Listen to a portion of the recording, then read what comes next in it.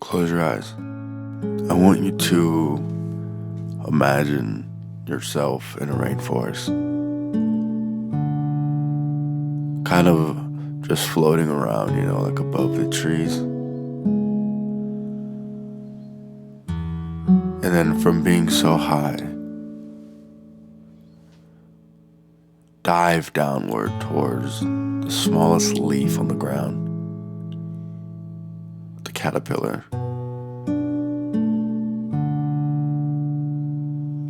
Slowly walking upon it. Then, time lapse. Months ahead. Now it's in a cocoon,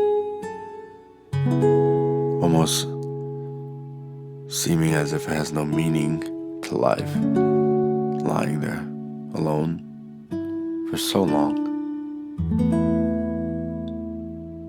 Then it awakens, begins to move, break, but only seconds away from emerging and becoming something so big, powerful, beautiful, majestic. Open your eyes. Kind of like the growth of us as humans, as people, as souls in a vessel. The space between us. What will our relationships universe become? In our solar system of Earths and energies, how did our galaxy begin? And when will it end? So yeah, I guess this is a story. You know how sometimes you see movies and it says true story and you're way more involved now? But this definitely is a true one. Typically, you'd imagine a love at first sight story to be a romantic one about the new boy that walked into class and sat 3 rows behind you. You occasionally would turn around and catch second glances. Nah. Babe, this story is placed right beside you. Now, they say that we meet people in our past lives and we tell them, well, we'll meet again. Hence why sometimes we meet people and have like a natural connection or bond. I don't know if that's entirely true, but that'd be cool to believe. But after an initial hello, you continue to uphold conversations or eye contact. Any normal kid or stranger would just greet and return to whatever they were doing, right? But a familiar face or so would naturally just drive further intuition.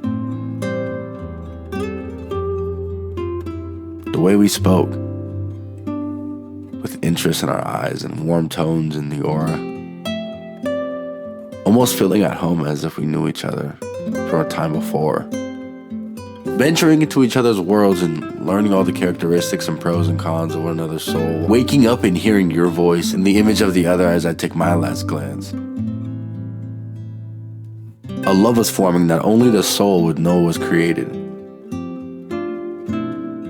Him, wanting to pick up the phone and dial her name as she in the same moment reluctantly awaits his name to appear. The phrase meant to be is an understatement. How they described their dreams so vividly, telling stories of how one's true self would appear with messages encouraging the direction they were going and send signals of what was to come. All this is a conversation between two individuals birthing their first moments of love. You'd think this love would form into an addiction as any other would. But for the boy, this foolish boy, an addiction definitely came about. But one that would only fade his character and pull away from his relationship, his life, his love. Could you imagine have everything you need right in front of you, but it'd be too far to create such a burden as to grab it? So you lay there, senselessly. For days it feels, until you build the strength to pick it back up. When you lose yourself, how can you help anyone find you? How could you point someone in the right direction when you have no sense of direction? How could you expect an answer when you never considered to question? That rhymes. People are like living clocks. We live, we tick, so it's almost literal when the phrase, where'd the time go is used, or it was their time. Time, dang time. Something we have no control of, but is something we use. Huh. Like what's the directions for time? What will our relationships universe become? In our solar system of Earths and energies, how did our galaxy begin? And when will it end? The space between us.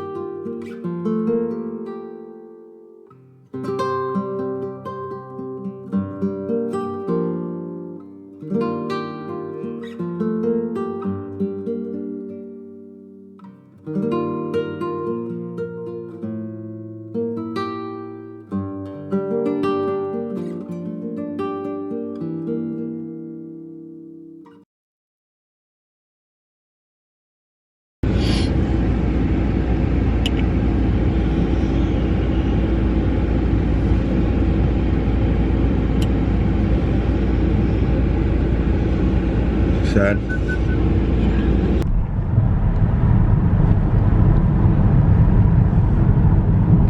Look at this crybaby.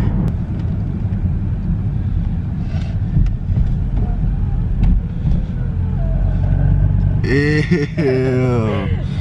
Cut it out. Look at me.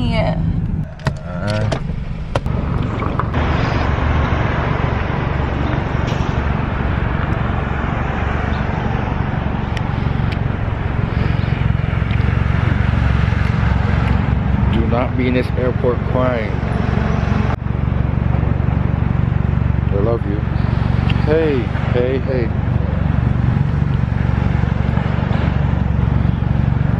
Stop shaking. Stop. Okay, okay. Let's get you inside. I love you.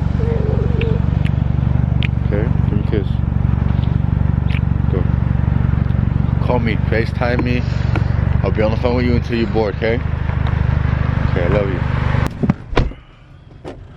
That sucked. Try to be strong so she doesn't just cry more, feel more sad. I really love her, I really do.